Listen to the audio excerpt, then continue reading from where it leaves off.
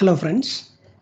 So now we move on to the lecture number 2 of power system stability, the basic fundamentals of power system stability, why power system stability, the definition of power system stability. Those things will be discussed in this lecture. Power system stability implies the ability to return to normal or stable operation after having been subjected to some form of disturbance. Instability means a condition denoting loss of synchronism of synchronous machines or machines falling out of step.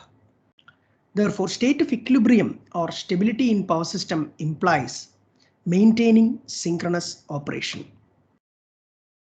That means a pool of machines are operating in power systems. So if one of the machines is disturbed either from the mechanical side or from the electrical side, then either it will accelerate or decelerate momentarily. That will reflect on the electrical power output of that particular machine. So corresponding to the acceleration of this machine, some other machines or a group of machines or an individual machine accelerate. So this happens like a swing, right? So a group of machines are accelerating and another group is decelerating. So this is kind of a swing. Then again, the other group which decelerated, it accelerates and they accelerate and the other group is decelerating. So it's just like a swing. This power swing happens in the power system because of some triggering event or some disturbance.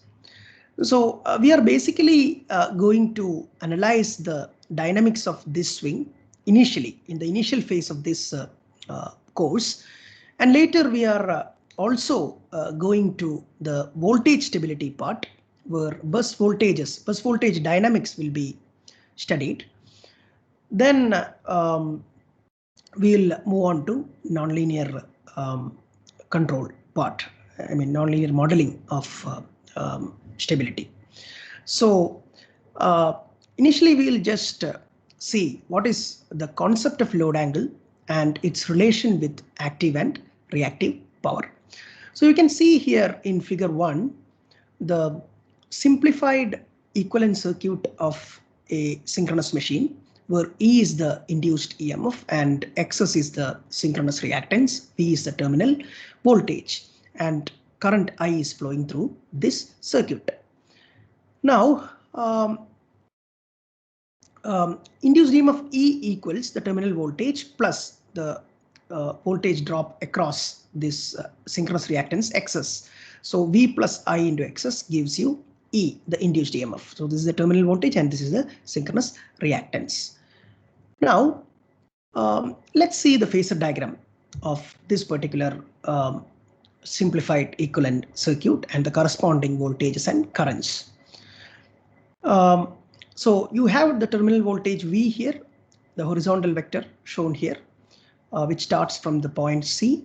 Then the current is lagging by an angle phi. We have only reactance. We have only reactance in the circuit. Resistance is discarded or neglected. So it is lagging. The current is lagging by an angle phi. And we have the voltage across the synchronous reactance as Ix, which is perpendicular to I. Right. It is leading the current by an angle 90 degree. Then we know that the vector V plus vector Ix will give you the induced EMF E. Right. Now, we have a perpendicular to the vector V, which is shown by this vertical dotted line. And we have another perpendicular, which is perpendicular to the current vector I, which is this one. This particular vector. So as the angle between V and I is phi, the angle between their perpendiculars is also phi. So this angle is phi. Okay.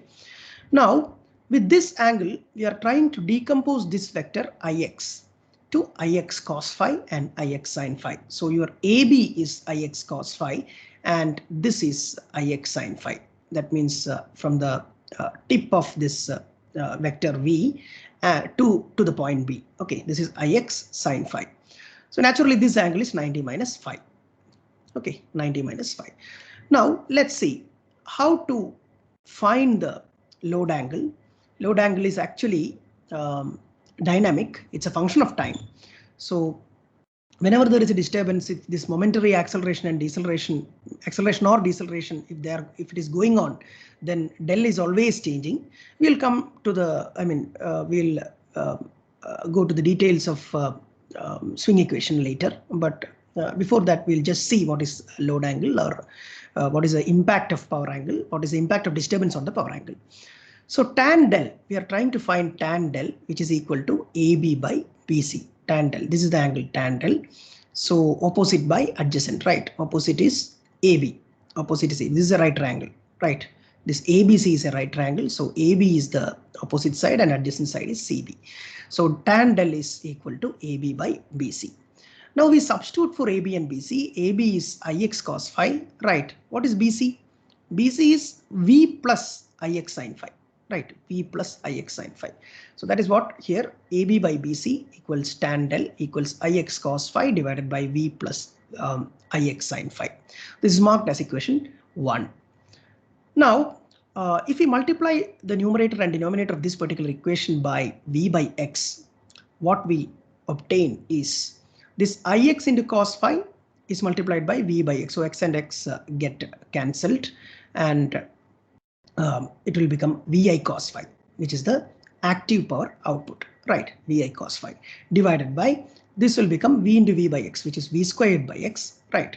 Plus this will become Vi sin phi, right? This is reactive power, this one. So this is basically P. The numerator is P and the second term of denominator is Q. You mark it as equation 2. Okay.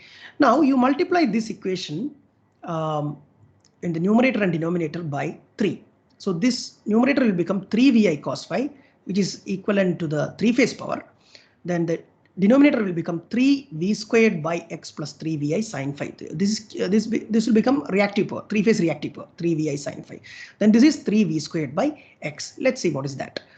Now, if we multiply numerator and denominator by 3, we get active power, 3-phase active power divided by V squared by X into 3. So this is phase voltage, right? This is Vp. This is phase voltage into 3 plus this is 3-phase reactive power.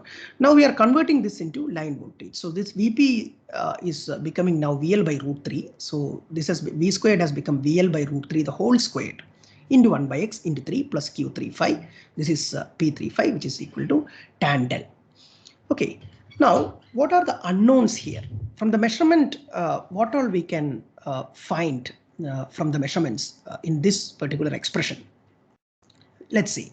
So 3-phase active power divided by VL squared by X plus Q. So now everything is in 3-phase. Represented in terms of 3-phase. So del is equal to tan inverse P divided by VL squared by X plus Q. Okay. Now this 3-phase representation we have taken out. That's all. But both are same only. Okay, P and Q. Therefore, if we have the P, Q and VL. Suppose if we get P, Q and VL from the measurement, or if we are going for an analysis, a static analysis, static in the sense we don't have the actual measurements with us, but we are simulating it and we are doing a step-by-step we are incrementing the load step by step, or we are incrementing the generation step by step. P, Q, V or del, whatever we are incrementing or decrementing step by step. We are varying and we are going to analyze the bounds of the parameters in the system. So in that case, we know P, Q and VL, right? So the only unknown in this expression to find del is X, right? X is the only unknown. Now how to find X? We'll see how to find X. Let's mark this as equation 3 and we'll see how to find X. How is calculation of synchronous reactance done? You might have already seen the, you might have already studied about the per unit analysis. X per unit equals, say X per unit equals 0.2 per unit. Then generator MVA is given 750 MVA. Then generator megawatts is given as 600 megawatts. Then the voltage rating of the machine, generator kV is given as 22 kV. So X per unit is equal to X actual by X base. You know that it's X actual by X base. Now X actual by, what is X? This is V squared by MVA, right? So kV squared base by MVA base. Now kV base, you know, right? It's given here. MVA base also, you know. Let's take it as the rating of the machine itself. So in that case, you can substitute. I mean, X actually is the only unknown here. Remaining things we can substitute. kV squared base and kV base squared divided by MVA base, you can substitute. Then you can find the X actual. Okay, so substitute in equation number 3. What is equation number 3? Here. Equation number 3. Okay, so here if you substitute X, then you will get del. So this part you can do as homework, and on Friday we will have a live session. So in that session you can, be prepared with this result. And also one more thing, in the first page we have some questions posted, right here. I have posted some questions here. This is the simplified equivalent circuit of the synchronous machine, which we have considered for analyzing the load angle, the concept of load angle. Here 3 questions are there. Will the model given in figure 1, this one, will it differ for a salient pole and cylindrical rotor generator? Then second question is, salient pole rotors need damper winding. Why? What is the reason for that? Then the third question is, salient pole synchronous generators are mostly used in hydropower plants. Why? So these 3 questions, be prepared with the answers, and we'll meet on Friday. Thank you.